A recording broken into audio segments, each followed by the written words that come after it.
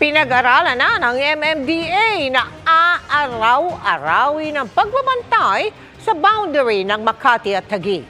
Paulit-ulit kasi at hindi mawala-wala doon ang mga iligal na nakahambalang sa daan. Nakatutok si Oscar Oida. Maghapong minanduhan ng mga tauhan ng Metropolitan Manila Development Authority o MMDA ang bahagi ng Chino Roces Avenue Extension sa boundary ng Makati at Taguig.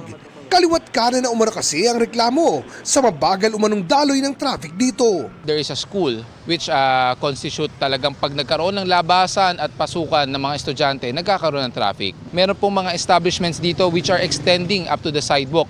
Idagdag pa ang ilang jeep na nag-i-illegal terminal sa lugar. Doon pa man din sa kurbadong bahagi ng daan. Somehow nabawasan. Meron pa rin po talaga pailan-ilan na medyo makukulit. But hopefully this move of ours will somehow magbigay tayo ng kaunting idea that we are really serious about what we are implementing. Pero sa kabila ng maghapong pagbabantay, may mga nahuli pa ring pumaparada sa bangketa. Tiket tuloy na may katumbas na 1,000 multa ang napala nila.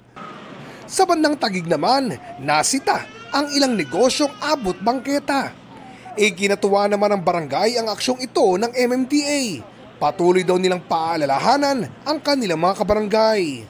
Malaking tulong din po yan kasi po minsan kinukulang din po kasi talaga ng personnel kaya kahit gaanong maintenance po ng barangay na may ayos ang traffic po dyan, medyo sobrang dami na din pong sasakyan na dumadaan. Malaking tulong na po. Balak ng MMDA na araw-arawin ang pagbabantay sa lugar. Para sa GMA Integrated News, Oscar Oida, nakatutok 24 oras.